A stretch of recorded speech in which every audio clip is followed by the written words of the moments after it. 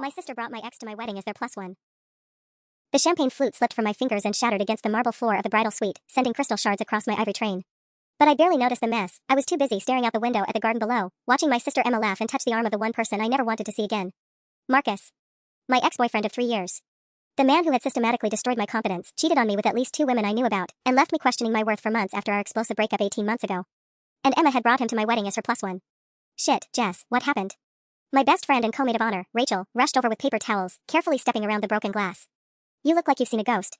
Worse, I whispered, my hands trembling as I pointed toward the window. Look who just walked into my wedding reception. Rachel peered outside and immediately went pale. Oh my god. Is that? No. No way. Emma wouldn't. She absolutely would. The bitter taste in my mouth had nothing to do with the champagne. Look at them. Look how comfortable they are together. From our second floor vantage point, I had a perfect view of the cocktail hour. Marcus looked exactly the same, dark hair slicked back, wearing that charming smile that used to make my heart race and now made my stomach turn. He had on a navy suit that probably cost more than most people's rent, because appearance was everything to him. Emma wore a deep burgundy dress that complemented the wedding colors perfectly, her blonde hair styled in loose waves that caught the afternoon sunlight. They weren't just standing near each other making polite conversation. Emma's body language was all wrong, too familiar, too intimate. Her hand lingered on his forearm when she laughed. He leaned down to whisper something in her ear, and she actually giggled. Giggled. This was my 25-year-old sister who hadn't giggled at anything since she was 12. Maybe it's innocent? Rachel suggested weakly. Maybe she ran into him and felt awkward about telling him to leave? I turned to stare at her. Rachel. He's wearing a boutonniere. You don't just randomly get a boutonniere at a wedding. She invited him. The realization hit me like ice water. Emma had known about this for weeks, maybe months. She'd filled out the RSVP card with his name. She'd probably told him what to wear, helped him pick out that perfectly coordinated boutonniere. While I was stressing about seating charts and flower arrangements, my own sister was planning to blindside me with a man who had nearly broken me. I need to sit down. My legs felt unsteady, and Rachel quickly guided me to the velvet chair in front of the vanity mirror. My reflection looked back at me, perfect makeup, hair styled in an elegant updo with tiny pearls woven throughout, my grandmother's diamond earrings catching the light. I looked like a bride from a magazine. I looked happy. But my eyes told a different story. The same haunted look I'd worn for months after Marcus and I imploded, when I'd questioned every decision, every word, every moment of those 3 years he'd spent manipulating me. You know what the worst part is? I said quietly, still watching Emma and Marcus through the window. They were walking toward the main reception area now, his hand hovering possessively at the small of her back. Today was supposed to be about me and David. Our day. Our beginning. Instead, Emma had made it about her. Again. Jess, honey, we need to start the processional in 10 minutes. My mother's voice drifted through the door, followed by a gentle knock. Are you ready? Rachel and I exchanged glances. I was supposed to be walking down that aisle in 10 minutes to marry the love of my life, and instead I was having a panic attack about my sister's betrayal. Coming, Mom. I called out, my voice somehow steady despite the chaos in my chest. Listen to me, Rachel said, gripping my shoulders. You cannot let them ruin this day. David is down there waiting for you, probably nervous as hell, thinking about your future together. Don't give Marcus that power over you again. She was right. I'd spent 2 years in therapy undoing the damage Marcus had done, learning to trust my instincts again, rebuilding my self-worth, recognizing the gaslighting for what it was. I wasn't going to let him derail my wedding day just by existing in the same space. But Emma, that was a different kind of betrayal entirely. I stood up, smoothed my dress, and checked my reflection one more time. You're right. I can handle seeing him. It's been 18 months. I'm over him. Damn straight you are. But I need to know what Emma's game is here. This isn't coincidental, and it sure as hell isn't innocent. Rachel nodded grimly. What do you want me to do? Find out what you can during the ceremony. Discreetly. Talk to cousin Lauren, she and Emma have been texting constantly lately. See if she knows anything. My phone buzzed with a text from David, asterisk can't wait to see you, beautiful. Love you more than words, asterisk. The message should have made me smile. Instead, it reminded me of everything I stood to lose if I let Emma's drama consume me. David deserved better than a bride who was distracted by her toxic ex and manipulative sister. I was heading toward the door when my phone buzzed again. This time, it was Emma. Asterisk hey sis. Just wanted you to know I brought someone special today. Hope that's okay. So excited for you and David. 2 hearts asterisk. The casual tone, the heart emoji, the fake enthusiasm, it was so perfectly Emma. She'd always been skilled at presenting her most selfish decisions as thoughtful gestures. Like the time she borrowed my car for a weekend trip without asking and then acted like she'd done me a favor by filling up the gas tank. But this was next level manipulation even for her. I showed Rachel the text. She's acting like this is some sweet surprise. Like bringing my abusive ex to my wedding is a gift. That's actually psychotic. Another knock on the door. Jessie? It's time, sweetheart. I took a deep breath and made a decision. I was going to walk down that aisle. I was going to marry David. I was going to smile for the photos and dance at my reception. But I was also going to find out exactly what Emma thought she was doing, and why she'd chosen today, my wedding day, to detonate our relationship. Because as I was learning, there was always more to Emma's schemes than met the eye. I opened the door to find my father waiting in the hallway, looking handsome in his black tuxedo. His eyes lit up when he saw me. There's my beautiful daughter, he said, offering me his arm. Ready to become a wife? More ready than I've ever been for anything, I replied. And I meant it. Even with Marcus lurking somewhere below and Emma's betrayal burning in my chest, I wanted this marriage more than I'd ever wanted anything. I just hadn't expected to go to war with my own sister to protect it. The ceremony was a blur of white tulle and forced smiles. I managed to walk down the aisle without stumbling, my father's steady arm keeping me grounded as David's face lit up at the sight of me. For those precious 20 minutes, I almost forgot about the chaos waiting in the reception hall. Almost. During our vows, I caught a glimpse of Emma in the front row, dabbing at her eyes with a tissue like the devoted sister she was pretending to be. Marcus sat 3 rows back on the bride's side, my side, which felt like a violation all on its own. He had the audacity to look emotional, as if he had any right to feel anything about my happiness. The moment we were pronounced husband and wife, the weight of what came next crashed back down on me. Photos, cocktails, dinner, and speeches. Hours of pretending everything was perfect while my sister's betrayal festered like an open wound. "You did it, Mrs. Chen," David whispered against my ear as we walked back up the aisle together. The new name sent a thrill through me despite everything else. "We did it," I corrected, squeezing his hand. But as we reached the back of the ceremony space, Emma intercepted us with her megawatt smile and open arms. "Oh my God, Jess. That was so beautiful." She pulled me into a hug that felt like a performance. "You look absolutely stunning. David, welcome to our crazy family." The casual way she said our crazy family while Marcus stood 15 feet away made my skin crawl. But what choice did I have? Dozens of guests were watching, phones were recording, and this moment would live forever in our wedding album. "Thank you, Em," I managed through gritted teeth. "I saw you brought a +1 after all." Her eyes flickered, just for a second, but her smile never wavered. "Oh, right. Actually, I wanted to talk to you about that. Maybe after photos? It's kind of a long story." "I bet it is." David glanced between us, his brow furrowing slightly. He knew something was wrong, but this wasn't the time or place for explanations. The next hour passed in a haze of champagne toasts and camera flashes. During the family photos, I watched Marcus charm my relatives like he belonged there. My Aunt Carol was laughing at something he said. My teenage cousin Jake was showing him something on his phone. He'd always been good at this, inserting himself seamlessly into any social situation, making everyone believe he was exactly where he was supposed to be. It was Rachel who finally brought me the information I needed. "Okay, I talked to Lauren," she whispered as we touched up my lipstick before the reception entrance. "And you're not going to like this." "Tell me." "Emma's been seeing him for 4 months. Since March. She didn't just invite him today, they're actually dating." My hand froze halfway to my lips. 4 months? It gets worse. Lauren said Emma's been telling people that you and Marcus ended things mutually, that there's no bad blood between you two. She's been rewriting history, Jess. Making it sound like you're all friends now. The lipstick tube slipped from my fingers and rolled across the marble countertop. 4 months. Emma had been with Marcus since March, and it was now July. She'd sat through my bridal shower in May, helped me address invitations in June, and listened to me stress about last-minute details all week, all while secretly dating the man who had spent 3 years making me question my own reality. Did Lauren know she was bringing him today? No. Emma told her she was bringing someone new, someone she was really excited about, but she never said who. Lauren figured it out when she saw them together during cocktails. The pieces were falling into place now. Emma hadn't just brought Marcus as her date, she'd orchestrated this entire reveal. My wedding was supposed to be her grand unveiling, the moment she announced to our entire family that she'd claimed my ex-boyfriend as her own. "There's something else," Rachel said quietly. Lauren overheard Emma talking to Marcus by the bar. She said something about how tonight's the perfect time and that she's waited long enough. The perfect time for what? I don't know. But Jess, I think she's planning something bigger than just showing up with him. The way she kept checking her phone, how she made sure you saw them together before the ceremony, this feels calculated. A knock on the bathroom door interrupted us. "Ladies, they're ready for the bride and groom's entrance." I stared at my reflection in the mirror. My wedding makeup was flawless, my dress was perfect, and I was about to walk into my reception as a married woman. This should have been the happiest moment of my life. Instead, I felt like I was walking into an ambush. "Whatever she's planning," I said, straightening my shoulders, "she picked the wrong day to mess with me." Because if Emma wanted to play games at my wedding, she was about to learn that I'd gotten much better at playing them back. The reception entrance went flawlessly. David and I danced through the doors to "Can't Stop the Feeling" while our guests cheered and waved napkins in the air. For those 3 minutes, spinning in my husband's arms with 200 people celebrating us, I almost forgot about the ticking time bomb that was my sister. Then the music ended, and reality crashed back. "Mr. and Mrs. Chen, everyone." Our DJ's voice boomed across the ballroom. "Let's give them another round of applause as they take their seats at the head table." As we made our way to the bridal party table, I scanned the room for Emma and Marcus. They were seated at table 7, not randomly assigned, I realized with growing dread, but strategically placed with perfect sightlines to the head table. Emma had specifically requested that table when she'd called 3 weeks ago asking about seating arrangements. "For the best view of your speech," she'd said sweetly. "I want to see your face when I give my maid of honor toast." God, she'd been planning this for weeks. David squeezed my hand as we sat down. "You okay? You seem tense." "Just taking it all in," I lied, forcing a smile. "It's overwhelming in the best way." Our first course arrived, butternut squash soup with sage oil, something David and I had chosen together during our tasting 6 months ago. The memory of that happy afternoon felt like it belonged to different people. We'd been so excited about every little detail then, debating whether the soup or the salad would make a better starter. Now I could barely taste anything. "Jess." Rachel leaned over from her seat to my left.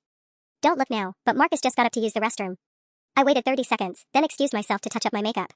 The ladies' restroom was down a hallway lined with oil paintings of English countryside scenes, the Chateau Marmont's attempt at old-world elegance. I was reapplying my lip gloss when the door opened and Emma walked in. "There you are," she said brightly, as if we'd planned to meet. "I've been wanting to catch you alone all day." "Have you?" I capped my lip gloss slowly, using the mirror to study her face. "I imagine you have a lot to explain." Emma's smile faltered just slightly. "Explain?" "Jess, what's wrong? You've seemed upset since the ceremony." The gaslighting was immediate and effortless. Classic Emma, make me question my own perception of reality rather than acknowledge what she'd done. It was the same tactic Marcus had perfected during our relationship, and seeing her use it now made my stomach turn. Emma, you brought my ex-boyfriend to my wedding. As your date. After dating him secretly for 4 months. And you want to know what's wrong? Her mask slipped completely. For a moment, I saw something calculating and cold in her eyes before she rearranged her features into wounded innocence. You talked to Rachel. It wasn't a question. Look, I wanted to tell you, but I knew you'd overreact. Overreact? My voice echoed off the marble walls. Emma, he cheated on me. Multiple times. He made me feel like I was losing my mind for 3 years. And you've been sleeping with him behind my back. That's not, God, Jess, you always make everything so dramatic. Marcus told me what really happened between you two. How you were always accusing him of things, how paranoid and controlling you got toward the end. The words hit like a physical blow. Those were Marcus's words, his version of our relationship, and Emma was parroting them back to me with conviction. How many conversations had they had about me? How many times had he twisted our history while she nodded along, believing every lie? He's the one who told you we ended things mutually? Emma's jaw tightened. We end things mutually. You've both moved on. You're married now, for Christ's sake. Can't you just be happy that I found someone who makes me happy? On my wedding day, Emma? You couldn't wait literally any other day to debut your new relationship? She turned toward the mirror, checking her lipstick with studied casualness. Actually, that's what I wanted to talk to you about. Marcus and I have some news we wanted to share with the family while everyone's together. My blood turned to ice water. What kind of news? Emma's smile returned, but now it looked predatory. Well, we didn't want to overshadow your big day, but Marcus proposed last week. We're engaged. The bathroom spun around me. Engaged. Emma and Marcus were engaged, and she brought him to my wedding to announce it. My wedding was going to become their engagement party. You're lying. Am I? She held up her right hand, where a modest diamond solitaire caught the vanity lighting. We wanted to wait until after your honeymoon to say anything, but Marcus thought it would be sweet to tell everyone during the family dance. You know, while all the cousins and aunts and uncles are together. I gripped the marble countertop to keep from swaying. This wasn't just betrayal, it was a complete hijacking of my wedding day. Emma had planned this down to the last detail, probably with Marcus's encouragement. They were going to steal my thunder, redirect all the attention to themselves, and make my reception about their engagement. Emma, you cannot do this. Do what? Share happy news with our family? Her voice was all innocence again, but her eyes were triumphant. Besides, it's not like we're making a big announcement. Just telling a few people during a quiet moment. Bullshit. You don't bring engagement news to someone else's wedding accidentally. Emma shrugged, adjusting her hair in the mirror. Maybe if you'd been more supportive of my relationship, we could have found a better time to share. But you made it pretty clear how you felt about Marcus. The manipulation was breathtaking. Somehow, this was my fault for not being enthusiastic enough about her secret relationship with my abusive ex. I need to get back, she said, heading toward the door. David's probably wondering where his beautiful bride disappeared to. Oh, and Jess? Try to look happy during my maid of honor speech. I put a lot of work into it. She was gone before I could respond, leaving me alone with the horrifying realization that whatever she had planned for her speech was going to be worse than I'd imagined. I stood in that bathroom for a full minute after Emma left, gripping the marble countertop until my knuckles went white. My reflection stared back at me, perfect hair, flawless makeup, designer dress, but I could see the cracks forming beneath the surface. The same hollow look I'd worn during those final months with Marcus, when nothing I said or felt seemed to matter. My phone buzzed. A text from David, asterisk everything okay? You've been gone for 10 minutes, asterisk. 10 minutes. I'd been hiding in here for 10 minutes while my brand new husband worried about me at our own wedding reception. Emma was already winning, and she hadn't even given her speech yet. I walked back to the ballroom on unsteady legs, forcing my face into something resembling bridal joy. The main course was being served, herb-crusted salmon with roasted vegetables that probably cost $80 a plate. 200 guests, an open bar, a 5-piece band. David and I had spent $43,000 on this wedding, and Emma was about to turn it into her personal engagement announcement. There she is, David said warmly, standing to pull out my chair. I was starting to worry you'd made a run for it. Never, I managed, accepting a kiss on my cheek. Just needed a moment to process being married. Rachel shot me a questioning look from across the table. I gave her the tiniest shake of my head, not here, not now. But she must have read something in my expression because her eyes narrowed with concern. The band finished their current song, and our bandleader, Tony, stepped up to the microphone. Ladies and gentlemen, we're going to take a short break before the dancing begins. But first, we have some special words from the maid of honor, Emma Morrison. My stomach dropped into my shoes. The maid of honor speech wasn't supposed to happen for another hour, during the dessert course. Emma had clearly talked to Tony about moving it up, probably while I was hiding in the bathroom having my breakdown. She glided up to the small stage area, champagne flute in hand, looking radiant in her burgundy dress. The room quieted as she tapped a fork against her glass, and suddenly 200 pairs of eyes were focused on my sister. Good evening, everyone. Emma's voice carried perfectly across the ballroom. For those who don't know me, I'm Emma, Jess's younger sister and maid of honor. Polite applause. I could see Marcus at table 7, watching with an expression I recognized, pride mixed with anticipation. Whatever Emma was about to do, he was in on it completely. I've known Jess my entire life, obviously, and I've watched her grow into the incredible woman she is today. She's taught me so much about love, about relationships, about what it means to really know someone. The words sounded lovely on the surface, but there was something underneath them that made my skin crawl. Emma's tone was just slightly off, like she was reading from a script she'd memorized but didn't quite believe. Jess has always been the romantic one in our family. She loves deeply, trusts completely, and sees the best in everyone, sometimes even when she probably shouldn't. A ripple of uncertain laughter went through the crowd. David's hand found mine under the table, his fingers warm and reassuring, but I could feel his confusion in the slight tension of his grip. But that's what makes her so special. Jess believes in second chances, in forgiveness, in the power of love to change people. And David, you're so lucky to have found someone with such an open heart. Rachel was staring at Emma with unconcealed alarm. My cousin Lauren looked uncomfortable at table 4. Even my mother was frowning slightly from the family table, sensing something wrong in Emma's tone. Which brings me to something I wanted to share with all of you tonight, Emma continued, her smile growing brighter. Because I think this family gathering is the perfect time to talk about love and second chances. No, she wasn't going to do this. Not during her maid of honor speech at my wedding reception. But Emma was already gesturing toward table 7. I'd like everyone to meet someone very special to me. Marcus, could you stand up for a moment? The room shifted as heads turned to follow her gesture. Marcus rose from his chair, that familiar charming smile spreading across his face as if he'd been waiting for this moment all evening. Which, I realized with growing horror, he had been. The silence in the ballroom was deafening. 200 guests turned in their seats like synchronized swimmers, following Emma's gesture toward Marcus, who stood there basking in the attention with that practiced smile I'd fallen for once upon a time. Marcus and I have been together for several months now, Emma continued, her voice carrying across the room with sickening confidence. And I know some people might think it's complicated, given that he and Jess used to date, but we've all moved on. We're all adults here. My mother's face went pale at the family table. My father's jaw tightened visibly. Aunt Carol looked like she was choking on her salmon. The collective intake of breath from our guests created a vacuum that seemed to suck all the oxygen from the room. David's grip on my hand became painful. Jess, he whispered urgently, what the hell is she talking about? I couldn't answer. My throat had closed completely, and spots were dancing at the edges of my vision. This was actually happening. Emma was using her maid of honor speech, at my wedding reception, to announce her relationship with my abusive ex-boyfriend to our entire extended family. I wanted to share this with all of you because family is so important to both Marcus and me, Emma pressed on, seemingly oblivious to the horrified expressions surrounding her. And actually, we have some even more exciting news to share. No. God, please, no. Marcus stepped forward slightly, his hand moving to his jacket pocket. The gesture was subtle, but I caught it, and ice water flooded my veins. He was reaching for something. Something small and rectangular. A ring box. Emma, I said, my voice cracking as I half rose from my chair. Don't.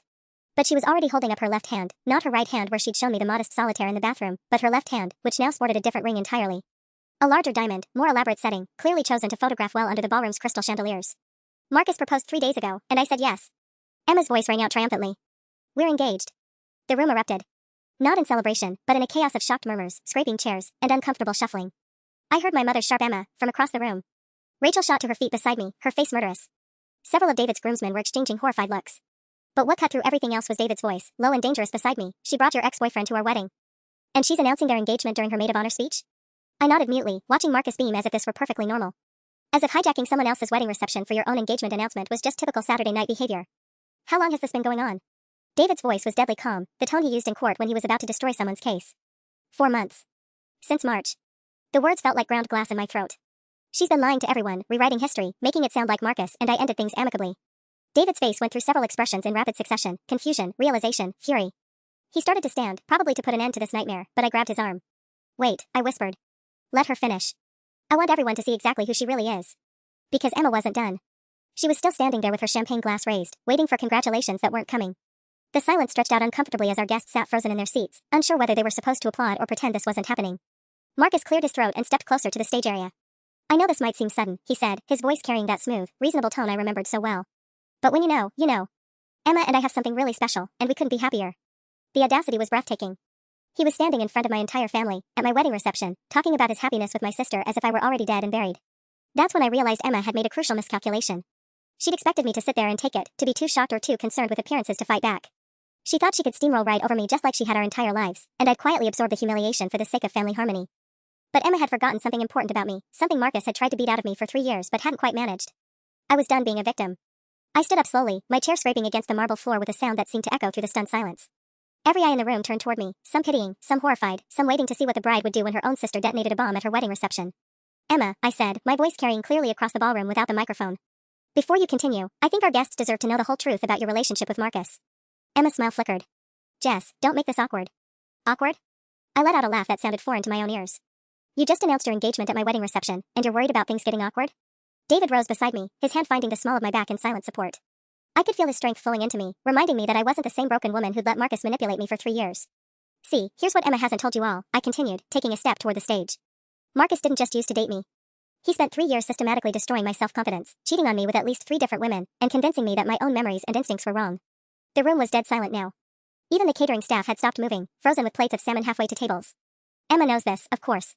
She's the one I called crying at 2 in the morning when I found the text messages on his phone. She's the one who held my hair back when I threw up from anxiety attacks. She drove me to therapy sessions for 6 months afterward. I could see my mother's hand pressed to her mouth at the family table. My father looked like he wanted to physically remove Marcus from the building. Aunt Carol was staring at Emma with unconcealed disgust. But apparently, I continued, my voice growing stronger with each word. Emma decided that none of that mattered once Marcus turned his attention to her. Tell me, Em, when did he first reach out? February? January? How long after you helped me block his number did you start secretly texting him back? Emma's face had gone ashen. You're being dramatic, Jess. That's not how it happened. How exactly did it happen then? I was walking toward the stage now, and Emma instinctively stepped back. Did he tell you I was crazy? That I made everything up? Did he explain away the cheating, the gaslighting, the way he isolated me from friends? Marcus finally spoke up, his voice tight. Jessica, I think you've had too much champagne. Maybe we should discuss this privately. Don't. David's voice cut across the room like a blade. Don't you dare tell my wife she's had too much to drink. Don't you dare suggest she's being irrational. And don't you ever call her Jessica again. The protective fury in David's voice sent a thrill through me. This was what a real partner looked like, someone who believed me, supported me, stood with me instead of making me question my own reality. The thing is, I said, focusing on Emma again, I'm not even surprised that Marcus pulled you in with his lies. He's very good at rewriting history. What surprises me is that you believed him over your own sister. Your own memories. Emma's carefully applied makeup was starting to crack under the ballroom lights. She looked younger suddenly, more like the little sister who used to follow me around begging to be included in my plans. But you know what really breaks my heart? I asked, and now my voice did shake slightly. It's not that you're dating him. It's not even that you brought him here tonight. It's that you chose today, my wedding day, to humiliate me in front of everyone we love. That tells me exactly how much our relationship means to you. Emma opened her mouth, probably to launch into another manipulation, but I held up my hand. I'm not done yet. The ballroom was so quiet I could hear the ice clinking in someone's water glass 3 tables away. Emma stood frozen on the small stage, her champagne flute trembling in her manicured hand. Marcus had gone very still beside table 7, and I recognized that particular stillness. It was the same predatory calm he used to get right before he'd turn my own words against me. But I wasn't the same person he'd manipulated 3 years ago. See, Emma, while you were busy rewriting our history with Marcus, you forgot that other people have memories too. I gestured toward our cousin Lauren at table 4. Lauren, do you remember Emma's 24th birthday party in April? When she spent the entire night crying in your bathroom? Lauren's eyes went wide. She glanced nervously between Emma and me, clearly not wanting to be dragged into this, but she nodded slowly. What was she crying about, Lauren? I asked gently. She said she'd made a terrible mistake, Lauren whispered, her voice barely carrying across the room. That she was seeing someone she shouldn't be, and she didn't know how to tell you. Emma's face flushed crimson. Lauren, that's not, you're taking it out of context. Am I? I turned back to Emma. Or were you crying because you knew exactly what kind of person Marcus was, and you were doing it anyway? I pulled out my phone, grateful that I'd had the foresight to screenshot certain things over the past few months. Actually, let me refresh everyone's memory about who we're celebrating tonight. Emma's eyes went wide with panic. Jess, don't. This is a text Marcus sent me in January. I held up my phone, reading clearly. I quote, I know you blocked me, but Emma gave me this number. I just want you to know I'm sorry about how things ended. You deserved better. I've been working on myself. The room stirred uncomfortably. Several people were now staring at Marcus with open hostility. And here's Emma's response when I forwarded her that text, asking why she'd given him my number. I scrolled to the next screenshot. She wrote, OMG Jess, I'm so sorry. He said he just wanted closure. I thought it might help you both move on. You know I would never intentionally hurt you. Emma was backing away from the microphone now, shaking her head. You're twisting everything. But here's my personal favorite, I continued, finding the screenshot I'd been saving. This is from Emma's Instagram story on March 15th, you know, right around when you two started dating. It's a picture of her morning coffee with the caption, some secrets are worth keeping when they protect the people you love most. I looked up at Emma, whose face had gone completely white. Tell me, Em, who exactly were you protecting? The silence was deafening. Even Marcus seemed to have realized that his usual charm wasn't going to get him out of this one.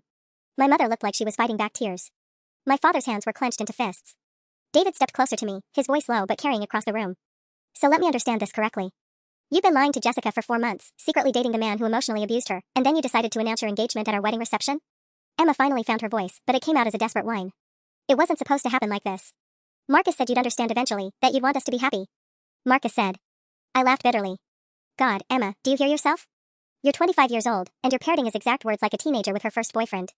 That's when Marcus finally stepped forward, and I saw the flash of anger he'd never quite been able to hide. Enough. Jessica, you're embarrassing yourself. Emma and I didn't plan for this to happen, but we fell in love. Sometimes life is complicated. No. David's voice was deadly quiet. What's complicated is showing up uninvited to someone's wedding. What's complicated is hijacking their reception for your own announcement. What's complicated is dating your girlfriend's sister's abuser and pretending it's a love story. Marcus's mask slipped completely. Abuser? That's ridiculous. Jessica has always been dramatic about everything. Ask anyone who knew us, she was paranoid, jealous, constantly starting fights over nothing. And there it was. The gaslighting, the rewriting of history, the casual cruelty that had taken me months of therapy to recognize. But this time, instead of making me question myself, it just made me furious. You're right, Marcus, I said calmly. Let's ask people who knew us. Mom, do you remember the dinner where Marcus told me I was too sensitive because I got upset when he spent the entire meal texting another woman? My mother nodded, her face hard. I remember thinking he was incredibly rude. Dad, do you remember the Christmas when Marcus forgot to get me a present but somehow managed to buy expensive gifts for his female coworkers? My father stood up slowly from the family table. I remember wanting to punch him in the face. The dam was breaking, and Emma could see it happening in real time. Rachel, I continued, turning to my best friend who was still standing rigidly beside the head table.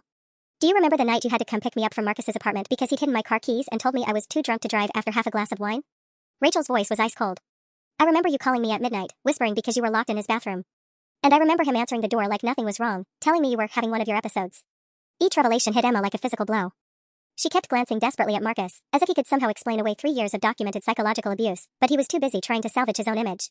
This is ancient history, Marcus said, his charm finally cracking into irritation. People change. Relationships end. Emma and you what? My voice rose, cutting him off. You love her? The same way you loved me when you were sleeping with your coworker Sarah? Or when you convinced me that my friend Katie was trying to break us up because she pointed out that you were manipulating me? I could see several guests pulling out their phones, probably Googling how to gracefully exit a wedding reception that had turned into a public intervention. But I was past caring about appearances.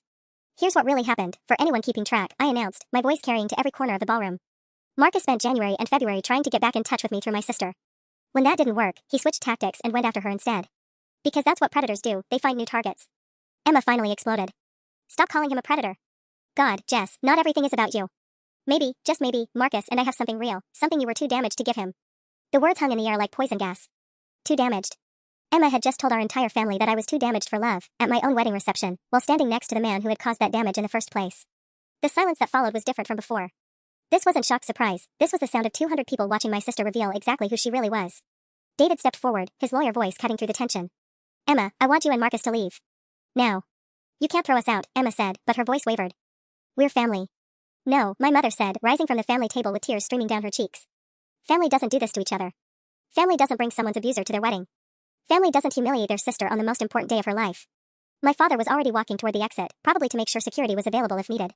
Several of my cousins were standing now, their faces hard with disapproval. But Emma still had one more card to play. Fine, she said, her voice turning vicious in that way I remembered from childhood when she didn't get her way. But before we go, maybe everyone should know why Jessica is really so angry about this. My blood turned to ice. There was only one secret Emma could be referring to, one piece of ammunition she'd been saving. Maybe they should know about what happened at David's bachelor party 3 months ago. About the phone call you made to Marcus at 2 in the morning, begging him to take you back. The lie was so breathtaking, so perfectly crafted, that for a moment even I almost believed it. But David's hand tightened on mine, and I remembered who I was now. Who I'd become.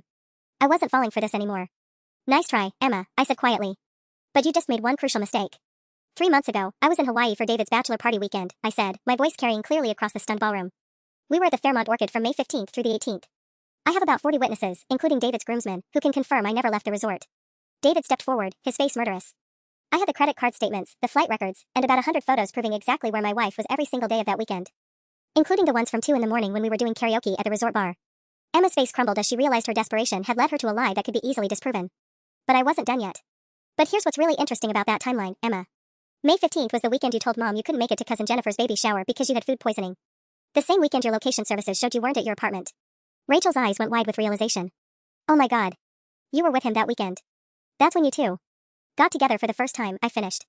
While I was celebrating my future husband with my friends, you were in bed with my abusive ex, probably listening to him spin stories about how I was the real problem in our relationship. Marcus grabbed Emma's arm, his charm completely gone now. We're leaving. This is insane. But Emma jerked away from him, something wild and desperate flashing in her eyes. No. You don't understand, none of you understand what it's been like being Jessica's sister my entire life. The words came pouring out like poison from a burst pipe. Perfect Jessica with her perfect grades, perfect job, perfect fiancé. Do you know what it's like always being compared to someone who never puts a foot wrong? Who everyone loves automatically. My mother made it sound like she'd been slapped. Emma, that's not. It is true. Emma's voice cracked with years of buried resentment. Even tonight, even at my engagement announcement, it's still all about Jessica. Her feelings, her trauma, her perfect marriage. When do I get to matter? When do I get to be the special one? The raw pain in her voice almost made me feel sorry for her. Almost. But then I remembered where we were, what she'd done, and how long she'd been planning it. You want to know when you get to be special, Emma? Any day that isn't my wedding day. Any venue that isn't my reception. Any relationship that isn't with the man who spent 3 years destroying my self-worth. David moved closer to me, his presence steady and grounding. The fact that you chose today, this way, to deal with whatever issues you have with your sister tells everyone in this room exactly who you are. Emma looked around the ballroom wildly, as if just now realizing that every single person was staring at her with expressions ranging from pity to disgust. Her carefully planned moment of triumph had become her public humiliation. That's when Marcus made his final play. You want to know who Emma really is, he said, his voice carrying that smooth, reasonable tone that used to make me question my own memories. She's been planning this for weeks. She specifically asked for that table, requested to move her speech earlier, even coordinated with your photographer to make sure he'd capture the moment. Emma whirled on him, her face white with shock. Marcus, what are you doing? He shrugged, straightening his tie with casual indifference. Cutting my losses. This was your idea, sweetheart. All of it. I told you it was too much, but you insisted it would be poetic justice. And there it was, the moment Emma learned exactly what kind of man she'd chosen over her own sister.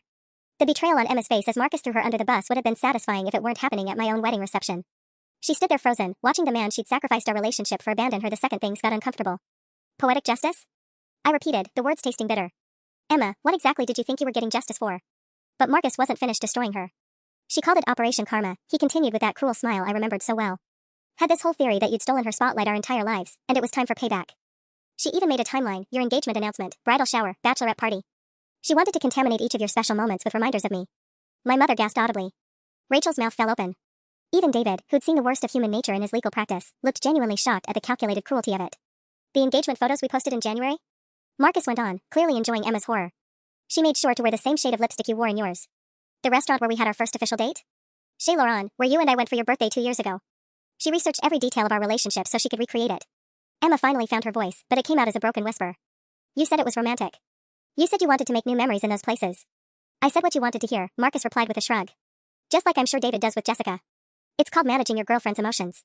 The casual cruelty in his voice, the way he spoke about manipulation like it was just part of dating, made David go very still beside me. I could practically feel the rage radiating off him. But here's the really pathetic part, Marcus continued, apparently deciding to burn every bridge in the room. She actually thought I cared about her little revenge scheme. Truth is, I was just bored and she was available. Emma's always been the easier Morrison sister, more gullible, more desperate for attention. Emma made a sound like a wounded animal. Her carefully applied makeup was streaking down her cheeks now, and her hands were shaking so badly she almost dropped her champagne flute. For months of planning this night, Marcus said, addressing the room like he was giving a presentation. She had backup plans for backup plans. What to do if Jessica confronted her privately, how to handle it if you tried to throw us out before the speech, even what to say if someone tried to fact-check her lies. He pulled out his phone, scrolling with theatrical casualness. She's been documenting everything. Look, here's a voice memo from last Tuesday. Marcus, I think we should announce the engagement during the father-daughter dance. More people will be paying attention, and Jessica will be trapped on the dance floor so she can't cause a scene. Emma's face went from white to green. Stop. Please, just stop. But Marcus had found his rhythm now, and I recognized this pattern too. When things went wrong, he didn't just retreat, he salted the earth behind him, making sure everyone else suffered more than he did. Oh, and my personal favorite, he said, still scrolling. From 3 weeks ago, I can't wait to see Jessica's face when she realizes I won. That I got her man and I'm getting married first. She's going to look so pathetic in her wedding dress, knowing that I'm the one you really chose. The silence in the ballroom was deafening. Emma was openly sobbing now, her carefully planned moment of triumph reduced to public humiliation by the very man she thought she was partnering with. And despite everything she'd done to me, despite the betrayal and the cruelty and the calculated revenge, seeing her broken like this made something twist in my chest. Because I remembered being exactly where she was, believing Marcus's lies, thinking I was special to him, learning too late that I was just another target. David stepped forward, his voice carrying absolute authority. Security will escort you both out now. Neither of you are welcome at any family event again. But as devastating as this revelation was, I had the sinking feeling that Emma still had one more card left to play. David's words should have ended it. Security was already moving toward our table. I could see Jim, the venue coordinator, speaking urgently into his radio near the ballroom entrance. This nightmare should have been over. But Emma wasn't done yet. She wiped her streaming makeup with the back of her hand, leaving dark streaks across her burgundy dress, and looked directly at me with something I'd never seen in her eyes before, pure, concentrated hatred. You want to know about revenge, Jess? About justice? Her voice was hoarse from crying, but it carried clearly across the silent ballroom. Let me tell you what your precious husband did 6 weeks before your wedding. Ice water flooded my veins. David's hand tightened on mine, and I felt him go rigid beside me. Emma, don't, he said quietly, but there was something in his voice, a warning that sounded almost like fear. She smiled then, a broken, vicious expression that transformed her face into something I barely recognized. June 3rd. The Marriott downtown. Room 412.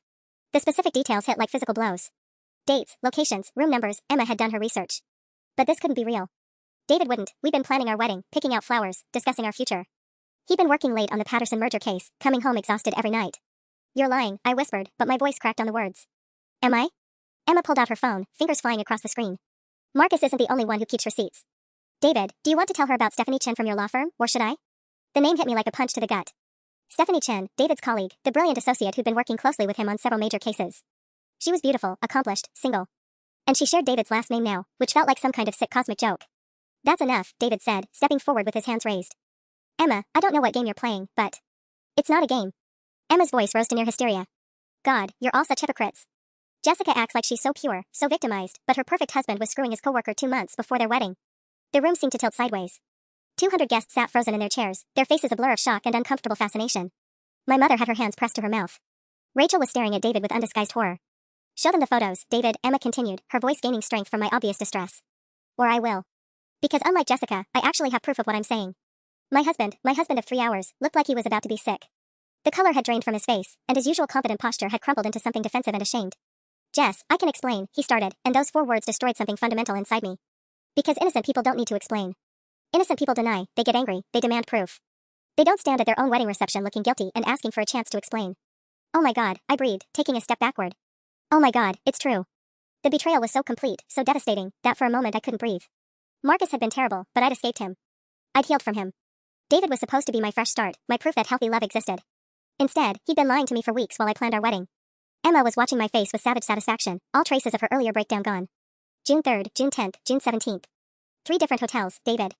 She has a credit card trail and key card records. Corporate expense accounts leave such detailed receipts. The methodical way she listed the dates made it clear this wasn't a momentary lapse or a single mistake.